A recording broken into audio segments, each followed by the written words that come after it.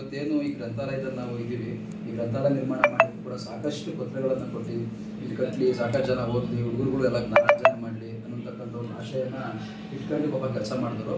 ಅತಿ ಹೆಚ್ಚು ಸಮಯನ ಗ್ರಂಥಾಲಯದಲ್ಲೂ ಕೂಡ ಕಳೆದವರು, ಜೊತೆಗೆ ಬರಹದಲ್ಲಿ, ಜೊತೆಗೆ ತಾಲೂಕಿನ ಚಿಂತನೆ ಬಗ್ಗೆಯೂ ಕೂಡ ಸಾಕಷ್ಟು ಸಲಹೆಗಳನ್ನು ಕೊಟ್ಟವರು. ನಮ್ಮ ಮಾಗಡಿ ತಾಲೂಕಲ್ಲಿ ಕನ್ನಡ ಸಾಹಿತ್ಯ ಸಮ್ಮೇಳನ ತಾಲೂಕು ಸಮ್ಮೇಳನದಲ್ಲಿ 8ನೇ ಸಮ್ಮೇಳನದ ಅಧ್ಯಕ್ಷರಾಗೂ ಕೂಡ ಸರ್ವಾಧ್ಯಕ್ಷರಾಗೂ ಕೂಡ ಆಯ್ಕೆ ಮಾಡಿ ಒಂದು ಗೌರವವನ್ನು ಸಲ್ಲಿಸಿದ್ದು. ಜೊತೆಗೆ ವಿಶೇಷವಾಗಿ ಎಲ್ಲರಲ್ಲೂ ಸ್ನೇಹಜೀವಿಯಾಗಿದ್ದರು, ಯಾರಲ್ಲೂ ಕೂಡ ದ್ವೇಷ ಕಟ್ಟಡಗಳೇ ಬಾಳಿದಂಥ ವ್ಯಕ್ತಿ. ಅವ್ರಿಗೆ ಕನ್ನಡ ಸಾಹಿತ್ಯ ಪರಿಷತ್ತು, ಕರ್ನಾಟಕ ಪತ್ರಕರ್ತರ ಸಂಘ ಹಾಗೂ ನಮ್ಮ ಸಾರ್ವಜನಿಕ ಗ್ರಂಥಾಲಯ ಅದರ ಪರವಾಗೂ ಕೂಡ ನಾವೇನು ಮಾಡ್ತಾ ಇದ್ದೀವಿ, ಒಂದು ಶ್ರದ್ಧಾಂಜಲಿಯನ್ನು ಅವ್ರಿಗೆ ಅರ್ಪಿಸೋಕೆ ಇಚ್ಛೆ ಪಡ್ತಾ ಇದ್ದೀವಿ. ಆಮೇಲೆ ಎರಡನೇದಾಗಿ ಪ್ರಾಣಿಪ್ರಿಯ ಧನಂಜಯ ಅವರು ನಿಜವಾಗ್ಲೂ ನಮ್ಮ ತಾಲೂಕಿನಲ್ಲಿ ಮೂಕ ಪ್ರಾಣಿಗಳ ಸೇವೆ ಮಾಡತಕ್ಕಂಥ ಒಬ್ಬ ವ್ಯಕ್ತಿಯನ್ನು ನಾವು ಕಳೆದುಕೊಂಡ್ವಿ. ಎಲ್ಲೇ ಆಗಿ ಚಂದ್ರ, ಕುದೂರು, ಸೋಲೂರು, ಮಾಡಬಾಳು, ಎಲ್ಲೇ ಇಲ್ಲಿ ಯಾವುದೋ ಪ್ರಾಣಿಗೆ ಒಂದು ಏಟಾಯಿತು ಏನೋ ಆಯಿತು ಅಂದ್ರೆ ಬಂದ್ಬಿಟ್ಟದನ್ನವರು ವಾಲಂಟಿಯರ್ ಆಗಿ ಕೇರ್ ತಗೊಳ್ಳುವಂತಕ್ಕಂಥ ಒಂದು ವ್ಯಕ್ತಿತ್ವ ಇಟ್ಕೊಂಡಿದ್ರು. ಜೊತೆಗೆ ಬೇಸಿಗೆನಲ್ಲಿ ಬೆಟ್ಟ ಗುಡ್ಡಗಳಲ್ಲಿ ಮತ್ತು ಕಾಡುಗಳಲ್ಲಿ ತಗೊಂಡೋಗಿ ನೀರು ಇಡ್ತಾ ಇದ್ರು.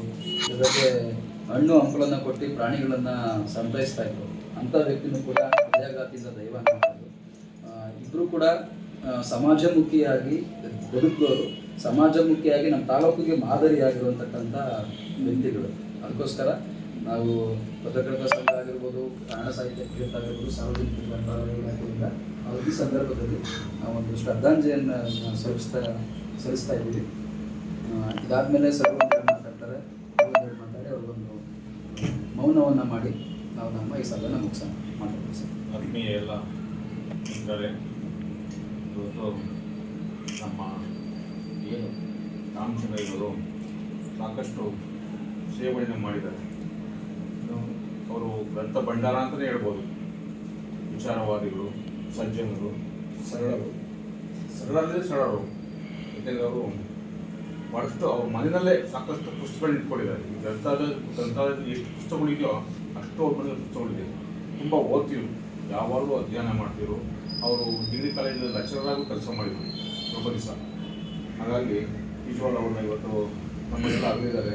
ಅವರಿಗೆ ನಾವು ಇವತ್ತು ಇಲ್ಲಿ ನಮ್ಮ ಗ್ರಂಥಾಲಯದ ವತಿಯಿಂದ ಹಾಗೂ ನಮ್ಮ ಕನ್ನಡ ಸಾಹಿತ್ಯ ಪರಿಷತ್ತು ಹಾಗೂ ಕಾರ್ಯನಿರತ ಪತ್ರಿಕಾ ಸಂಘದ ವತಿಯಿಂದ ಅವರಿಗೆ ಏನು ಒಂದು ನಮನವನ್ನು ಸಲ್ಲಿಸ್ತಾ ಇದ್ದೀವಿ.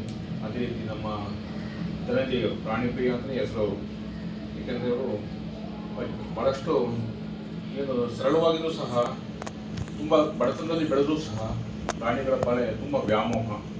ಗೋವುಗಳಿರ್ಬೋದು, ಕಾಡು ಪ್ರಾಣಿಗಳಿರ್ಬೋದು, ಪ್ರತಿಯೊಂದರಲ್ಲೂ ಅಷ್ಟೇ ಭಾಳಷ್ಟು ಕಾಳಜಿ ಅವರಿಗೆ. ಏಕೆಂದರೆ ಮೂಕ ಪ್ರಾಣಿಗಳು ಅವಕ್ಕೆ ಆಹಾರ ಸಿಗ್ತಾ ಇಲ್ಲ. ಇವತ್ತು ಎಲ್ಲೂ ಕಾಡಿನ ಹಣ್ಣಿನ ಗಿಡಗಳಿಲ್ಲ, ಮರಗಳಿಲ್ಲ ಅಂತ ಒಂದು ಯೋಚನೆ ಮಾಡಿ ಪ್ರಾಣಿಗಳೆಲ್ಲ ಆಹಾರ ಇಲ್ದಂಗೆ, ನೀರಿಲ್ದಂಗೆ ಸೊರಗ್ತಾ ಇದೆ ಅಂತ ಒಂದು ಆಲೋಚನೆ ಇಟ್ಕೊಂಡು ಅವರು ಸಾಮಂತದ ಕಾಡಿರ್ಬೋದು, ಸಿದ್ಧದೇವ್ರ ಬೆಟ್ಟ ಇರ್ಬೋದು, ಹೀಗೆ ಎಲ್ಲ ಕಾಡುಗಳಲ್ಲಿ ರಸ್ತೆ ಬದಿಗಳಲ್ಲಿ ಎಲ್ಲೆಲ್ಲಿ ಪ್ರಾಣಿಗಳು ಸಿಕ್ಕಿ, ಎಲ್ಲೆಲ್ಲಿ ಕಾಡು ಪ್ರಾಣಿಗಳು ಕಾಣಲಿ ಅವಕ್ಕೆಲ್ಲ ಕೆಲವು ಇಲ್ಲಿ ಮಾರ್ಕೆಟ್ಗೆ ಬರೋದು, ಹಣ್ಣುಗಳು ತೊಗೊಳೋದು, ಬಾಳೆಹಣ್ಣು ಇಸ್ಕೊಳ್ಳೋದು. ಅವು ಏನೇನು ಹಣ್ಣುಗಳು ತಿಂತಾವೆ ಫಲಗಳನ್ನ, ಅಟ್ಲೀಸ್ಟ್ ಕೊಡೆಗೆ ಕುಂಬಳಕಾಯಿ ಸಿಕ್ಕಿ ಅದನ್ನು ಕೂಡ ತಗೊಂಡೋಗಿ ಪ್ರಾಣಿಗಳಿಗೆ ಹಾಕುವಂಥ ಒಂದು ಹವ್ಯಾಸವನ್ನು ಅವ್ರ ಜೀವನದಲ್ಲಿ ರೂಪಿಸ್ತಿದ್ರು. ನಿಜಕ್ಕೂ ಅವ್ರನ್ನ ಇವತ್ತು ನಾವು ಕಳ್ಕೊಂಡಿದ್ದೀವಿ. ತುಂಬ ನೋವಾಗ್ತಿದೆ. ತುಂಬ ಒಳ್ಳೆಯ ವ್ಯಕ್ತಿಗಳಿವರು, ಸಮಾಜಮುಖಿಯಾಗಿ ಕೆಲಸ ಮಾಡಿದಂಥವ್ರು. ಅವ್ರನ್ನ ಸ್ಮರಣೆ ಮಾಡೋದು ನಮ್ಮ ನಿಮ್ಮೆಲ್ಲರ ಕರ್ತವ್ಯ ಅಂತ ನಾವು ಈ ಸಂದರ್ಭದಲ್ಲಿ ಭಾವನೆ ಮಾಡ್ತಿದ್ದೀವಿ. ಜೊತೆಗೆ ಶಾಲಾ ಆವರಣದಲ್ಲಿ ಶಾಲೆಗಳಿಗೆ ಹೋಗಿ ಪ್ರಾಣಿಗಳ ಬಗ್ಗೆ, ಪಶು ಪಕ್ಷಿಗಳ ಬಗ್ಗೆ ಸಾಕಷ್ಟು ಮಕ್ಕಳಿಗೆ ಅರಿವು ಮೂಡಿಸ್ತಾ ಇದ್ರು. ಜೊತೆಗೆ ಶಾಲಾವರಣದಲ್ಲಿ ಸಸಿ ನೆಡೋ ಕಾರ್ಯಕ್ರಮವೂ ಸಹ ಹಮ್ಮಿಕೊಂಡು ಮಕ್ಕಳಿಗೆ ಪರಿಸರದ ಪ್ರಜ್ಞೆಯನ್ನು ಮೂಡಿಸುವಂಥ ಒಂದು ಕಾಳಜಿ ಇಟ್ಕೊಂಡು ಅವರು ಮಾಡ್ತಿದ್ದಂತಹ ಒಂದು ಪ್ರಾಣಿಪ್ರಿಯ, ಪರಿಸರ ಪ್ರೇಮಿ. ನಿಜಕ್ಕೂ ಅವರು ತುಂಬ ಹೃದಯವಂತರು. ಆದರೆ ಹೃದಯಘಾತದಿಂದ ನಿಧನ ಆಗಿದ್ದಾರೆ. ತುಂಬ ನೋವಾಗಿದೆ. ಅವ್ರಿಗೆ ನಾವು ನೀವೆಲ್ಲ ಸೇರಿ ಇವತ್ತು ನುಡಿ ನಮ್ಮನ್ನು ಸಲ್ಲಿಸುತ್ತಾ ಅವರಿಗೆ ಶ್ರದ್ಧಾಂಜಲಿ ಅರ್ಪಿಸ್ತಾ ಈ ಒಂದು ಸಂದರ್ಭದಲ್ಲಿ ಅವರಿಗೆ ನಮ್ಮ ಒಂದು ಶ್ರದ್ಧಾಂಜಲಿ ಅರ್ಪಿಸ್ತಾ ಇದ್ದೀವಿ. ನಮಸ್ಕಾರ.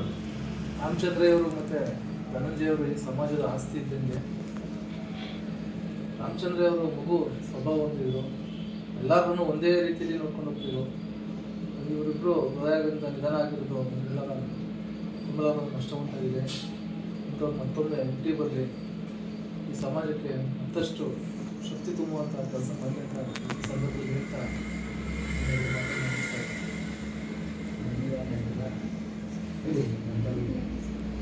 ಇನ್ನೊಂದು ಈ ಗ್ರಂಥಾಲಯ ಏನಾದ್ರು ಆಗಬೇಕು ಅಂತ ಹೇಳಿದ್ರೆ ರಾಮಚಂದ್ರ ಗುಡಿಗೆ ಭಾಳಷ್ಟಿದೆ. ಇದು ಭಾಳ ಚಿಕ್ಕದ್ರಲ್ಲಿ ಮೂಟೆಗಳಿಗೂ ಎಲ್ಲ ಕುಕ್ಕುಳನ್ನ ಮೂಟೆಗಳಲ್ಲಿ ಒಂದು ಮನವಿ ಸಲ್ಲಿಸಿ ಈ ಒಂದು ಸುಸಜ್ಜಿತವಾದಂಥ ಈ ಲೈಬ್ರರಿ ಆಗಬೇಕು ಅಂತಂದರೆ ಅವರೇ ಪ್ರಮುಖ ಕಾರಣ ಅವರೇ.